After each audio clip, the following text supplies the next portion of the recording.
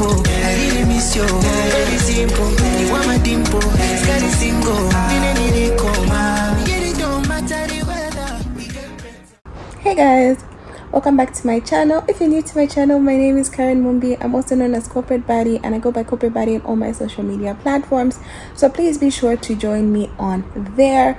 To my returning mobile subscribers, you know the mobile subscribers, you guys, I love you guys so much. Thank you for coming for yet another video. Ish. Guys, my inconsistency has no excuse at this point, but I lost my footage of Doha. I couldn't find most of it. So basically I was deleting stuff and I was deleting videos to try and create space in my phone for a vlog I was shooting, and I accidentally deleted most of my videos, so I had to start looking for them in my iCloud. Some uploaded but some didn't, so we ended up losing quite a bit of footage, but I'm just going to share with you guys what I did manage to salvage from the trip. And most of it was the museum content, but I did a bit of shopping content as well, but I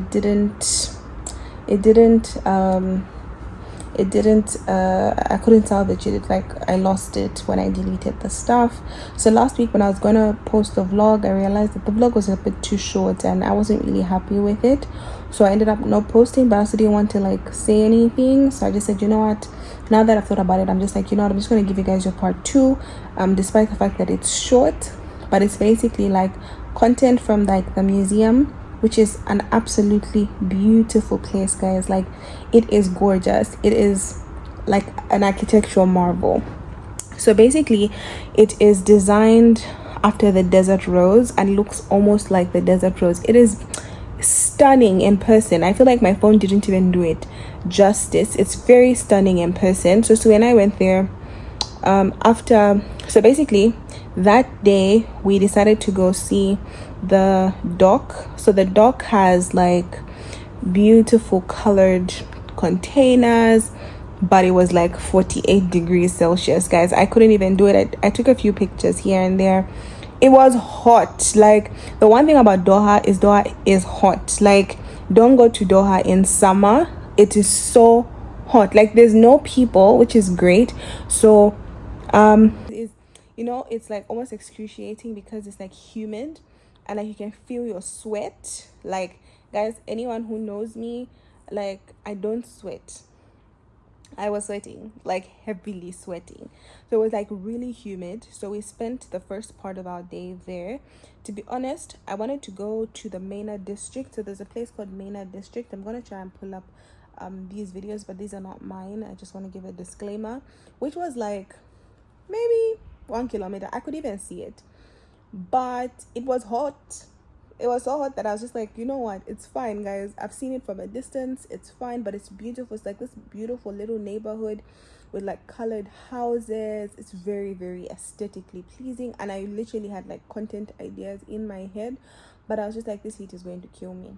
So we ended up sitting down and eating a meal together. We had burgers, but guys, after experiencing all the heat outside, I am pleased to let you know that there is a sitting area on the inside, with air conditioning. That's what matters. I'm here for the vibes, guys. I came here to see for the aesthetic, but damn, it's hot.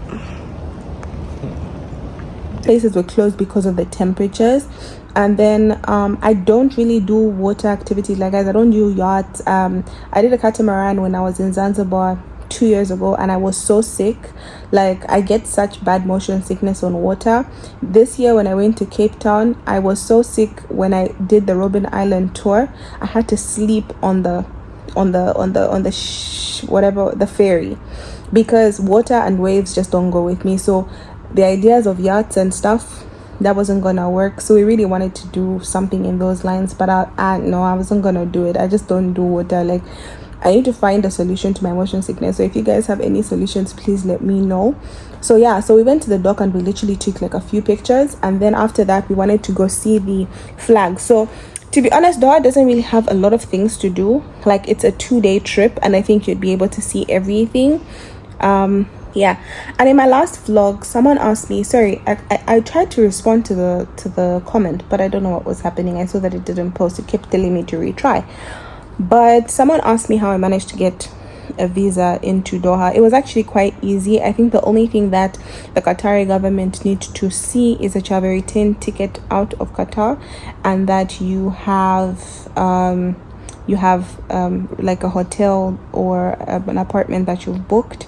We had a hotel that we had booked, so I just uploaded all of that. It took all of, I would say, 20 minutes to do the application for the visa, and it cost $20. So I thought that was pretty decent, and we got a response within 24 hours, granting us a tourist visa. So it's called an A1 visa, and that's what we had applied for, and it was pretty straightforward. So if you are transiting through Doha, like what I would recommend for anyone who wants to visit Doha, like I said, it's a 2-day trip, 1 day at most.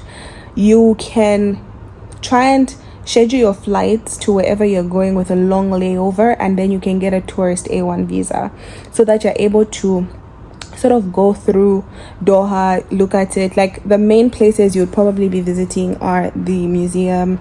Depending on the type of a person you are, you probably want to try out some of their restaurants. You'd want to go to some of their markets. So we went to one of their markets, and I put that in my last video, so if you haven't seen that, please go and watch that. You would also want to go to the flags, but it's not very like exciting things to do, if that makes sense. So a day, like if your layover is like, maybe you pick a layover of like 24 hours or 36 hours or something in those lines, and you get accommodation for 1 night, and then you can go on your trip. That would save you a lot of money, because then you're not necessarily flying directly to Doha, unless you just want to go to Doha.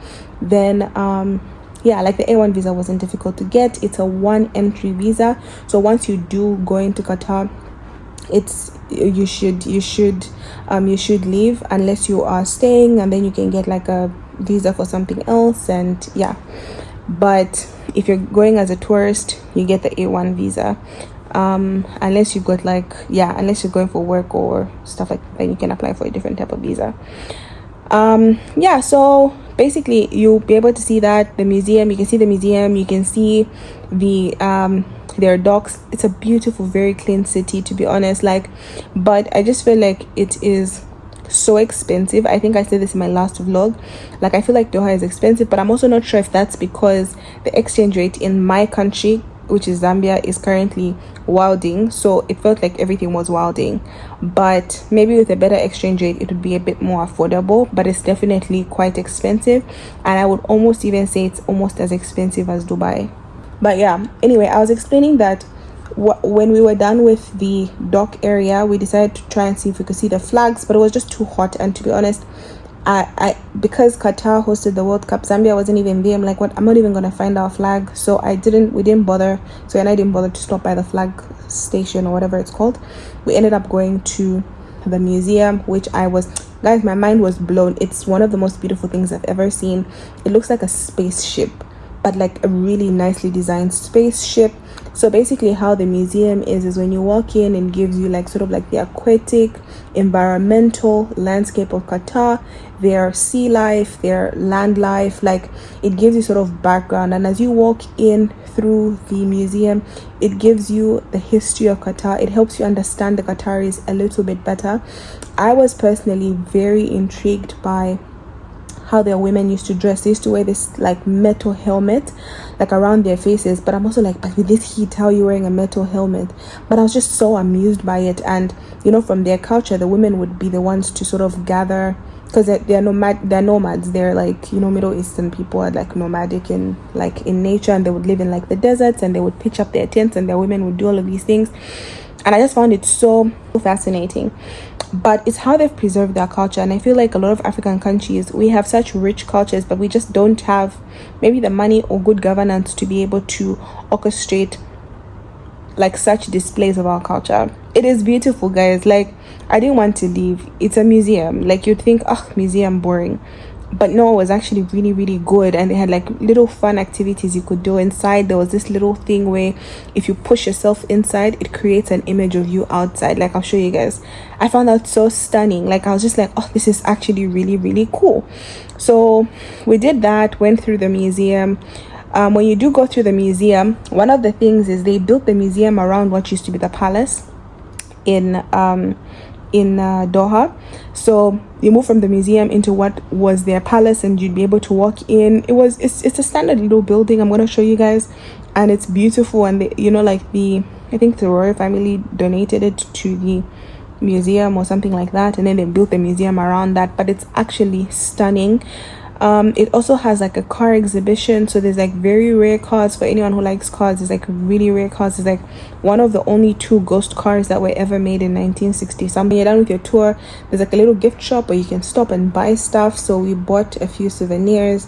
So and I have this thing where we put like magnets of places we've gone to, but now for the richness and the culture of my home, I'm trying to also get significant pieces that can speak to some of these places that we've traveled to, because we value that as well. Like, as part of our family unit, like, we value being able to experience new things together. So I started getting more substantial things. So I tried to get something that could fit into the home, which I will try and show you guys when we get back home, which I'm gonna, like, it's wrapped in my suitcase, so I can't really show you guys right now.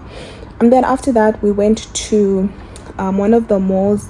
So Qatar hosted the World Cup, right? And they have all of these large stadiums, and it's really, really beautiful. But what I also really liked is that they have malls very close. This mall has like they call it a gondola ride. So basically it's like Italy. It's got an Italian vibe. So basically you get on a boat, and then they put you, like, it's in the mall. So it's like a little, like, I want to say it's like, you know, one of those canals in like Europe. I guess that's what they were trying to emulate, and that's what they got. And it's really cool, and it draws a lot of like tourists. So I'm sure during the World, that was like a really big thing. So I'm sure that's what helped people. We ended up going to a little store, because I can't help but going to all of these like really cute bookstores, or like these stores that like sell really cute stuff. And then we the mall is called the Villaggio Mall. And we ended up like grabbing something to eat after that. I was just so exhausted, guys. Like, I couldn't even do anything else at that point. But I really, really loved this. It reminded me very much of Monte Cassino in South Africa, in Johannesburg, with the way that they did their ceiling. It was actually pretty cool. And that's how I ended the day, guys. Thank you so much for watching. I hope that you guys like this video, and I will catch you guys in the next video. Ciao, and we shall speak soon. Love you guys. Don't forget to subscribe, and let me know in the comment section what you thought about this vlog, and I'll see you guys in my next vlog.